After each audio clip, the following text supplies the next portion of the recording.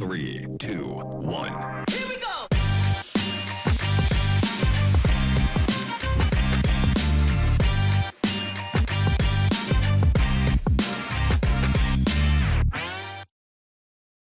Ladies and gentlemen, it's Thursday and that means the weekend is almost upon us. I hope you are enjoying your week so far. Before we get into today's interview, today's riddle. If you drop me, I'm sure to crack, but if you smile at me, I'm sure to smile back. What am I? Next up, we have the news.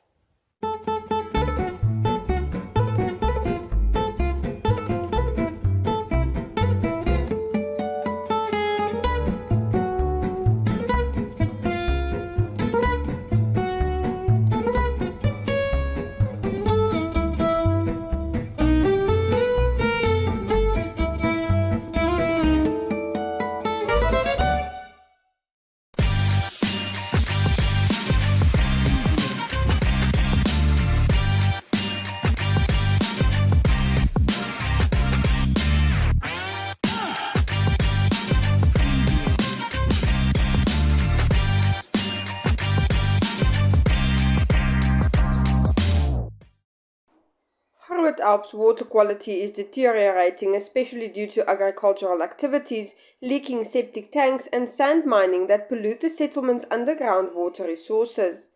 According to Lina Mutalifa, a student at the University of Science and Technology, a study showed that as little as 5% of Groot Alps water is suitable for human consumption when water quality is compared with the World Health Organization standards for drinking water.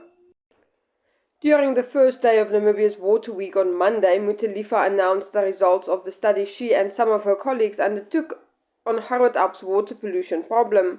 Of the 5 boreholes that were tested, only 1 was suitable for human consumption. The borehole at Groot Alps Primary School in particular showed signs of concentrated nitrates.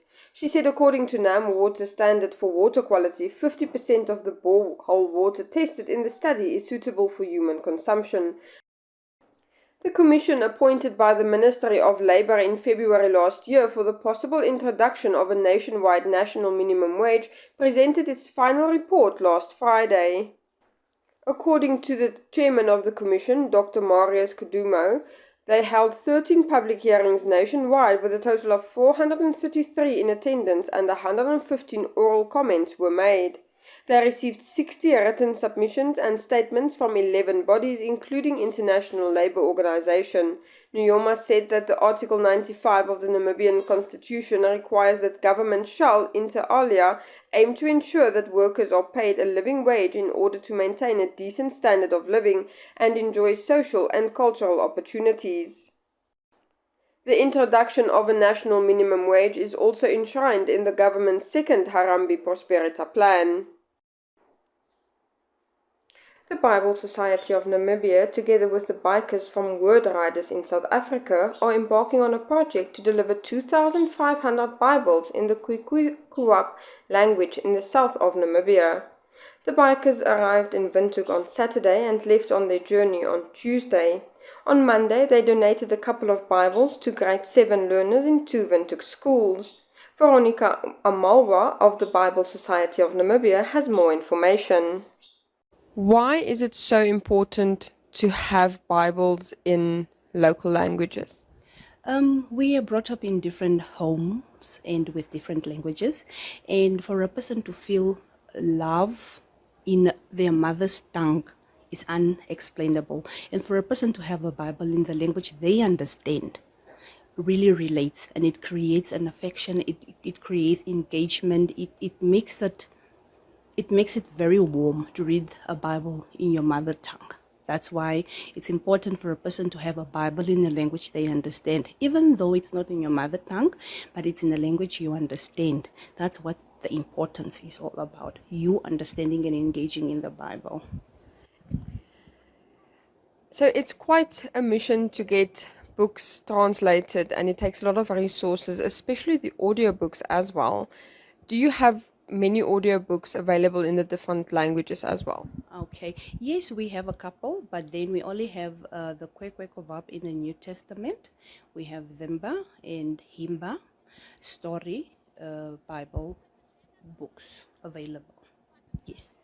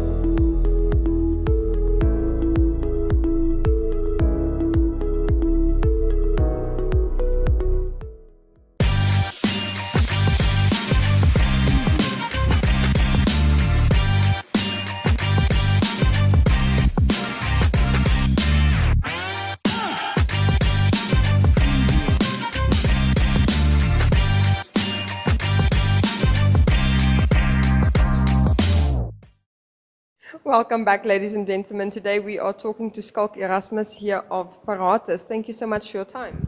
Thank you very much, Yolanda. We are just going to jump right in. Can you tell us about the Armada Data Center?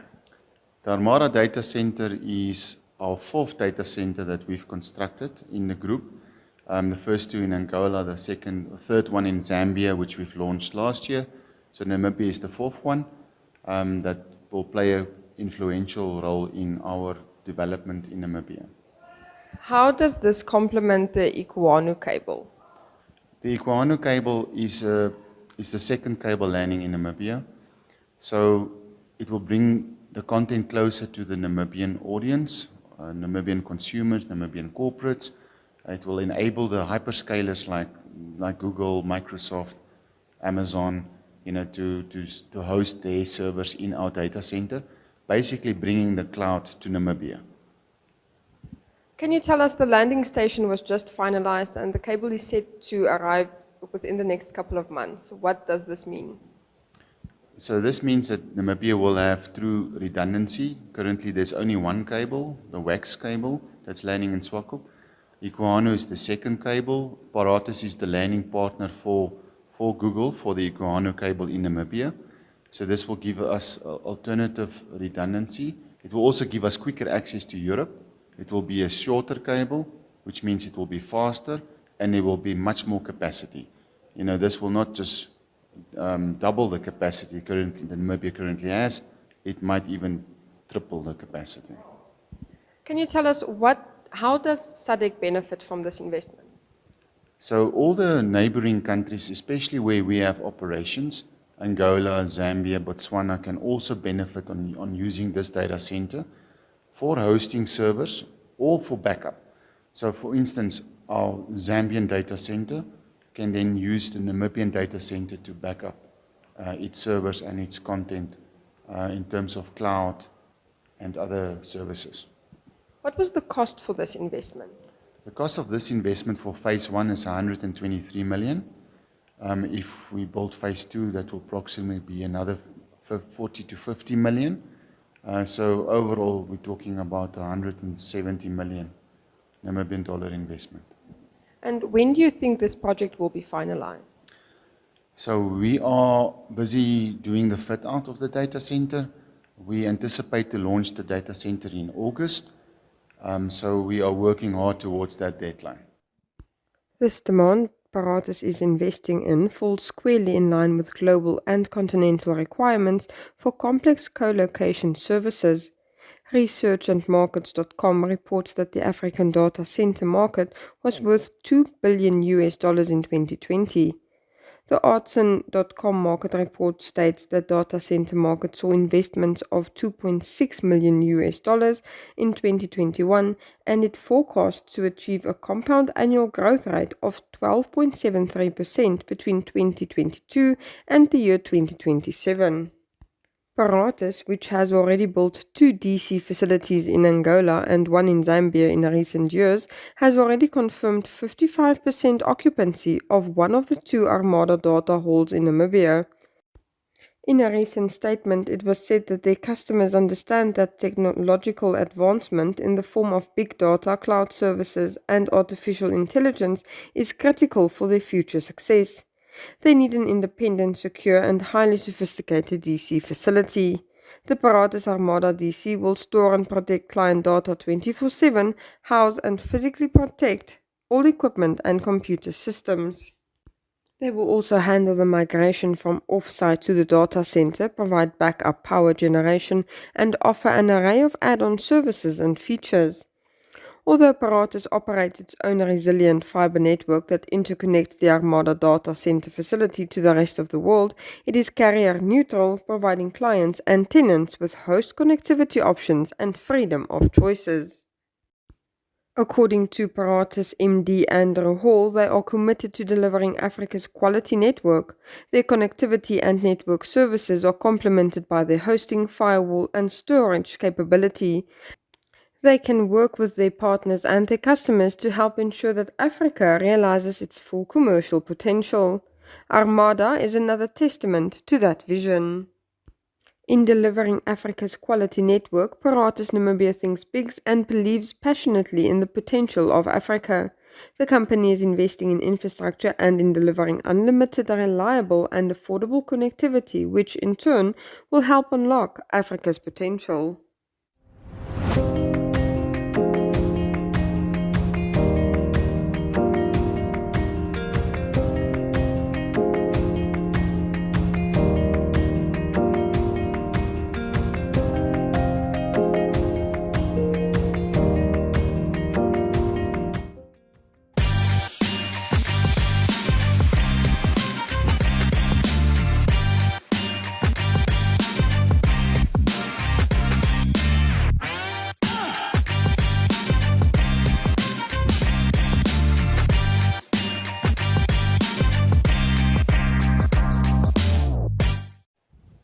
If the stars, moon, and planets speak to you, then today's recommendation is specifically just intended for you. Let's go check out the planetary alignment that is on its way. If astrology is your thing, then you need to listen up, because 5 planets, an asteroid, and a comet are going to align, and here's how you can see the celestial parade. On the 1st of April, you will be able to see the planetary belt. You'll see a roughly identical configuration like Orion's belt, but it is formed by Mars, Saturn, and Venus. On Tuesday, the 5th of April, it will be the conjunction of Mars and Saturn. The pair will be close enough to fit within the field of view of a telescope, but will also be visible to the naked eye.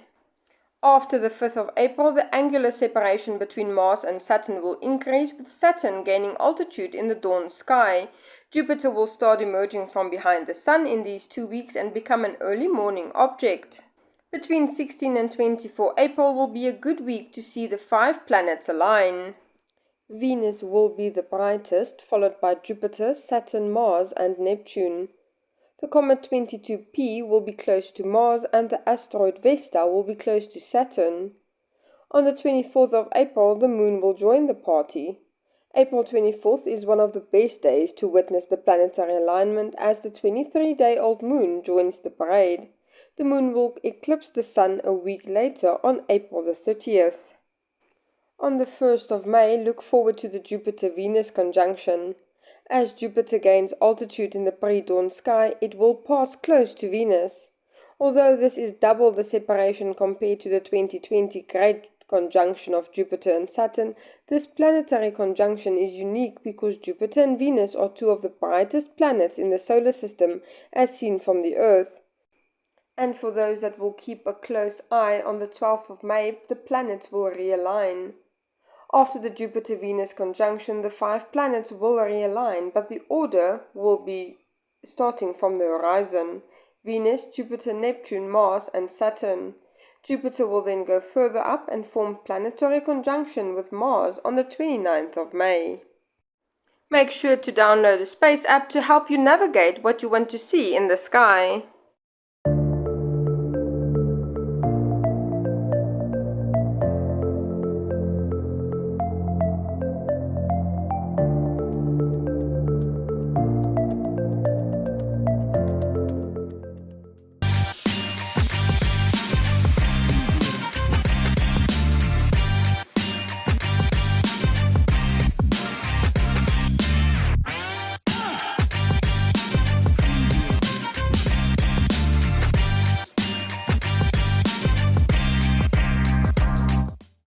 Today's life hack is those parents who think it's time for their toddlers to start helping with some chores. What you can start off with is place masking tape around a single tile and let them sweep everything up into that one tile. Next up, Jeanette Dierhart for your Flex Minute. Ladies and gentlemen, Yeah, welcome to another exciting edition.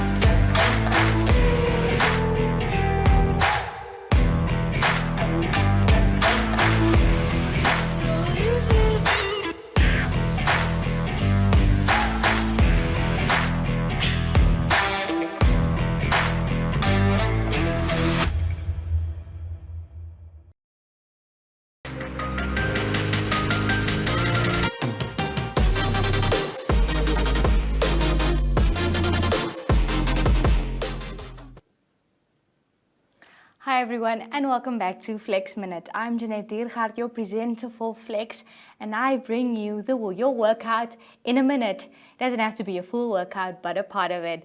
Alright guys, so now if you have knee problems and you can't squat anymore, but you still want those gains, then let me show you guys. Alright, so you really don't have to break your back about it. Okay, so let's say that your knees are not too bad, but you can still go on them and use them for your glutes. Then what we can do is we'll just do some basic lifts, leg lifts. Guys, your leg is your biggest muscle in your whole body, so you can definitely use it. So what we can do is just a basic lift. You can flex your foot. Did you know that when you flex your foot or point your toe, you target different parts of your glutes? What you can also do is have it in a 45-degree angle and bring it up. And when you're doing that, you're also targeting your abductors, you're targeting your inner thighs. So here you're already having an amazing glute workout. Now, you might feel this in your other glute as well because it's supporting you. That's not a problem. So guys, that brings me to the end of today's Flex Minute. I hope to see you guys next time.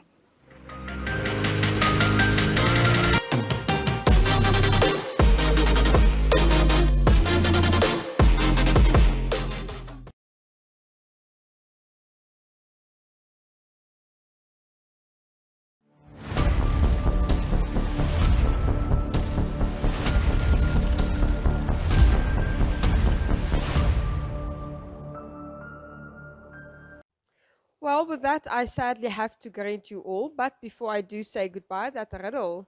If you drop me, I'm sure to crack, but if you smile, I will smile back. Yes, it's a mirror. I will be back again with you tomorrow for a brand new episode full of information and entertainment. See you then.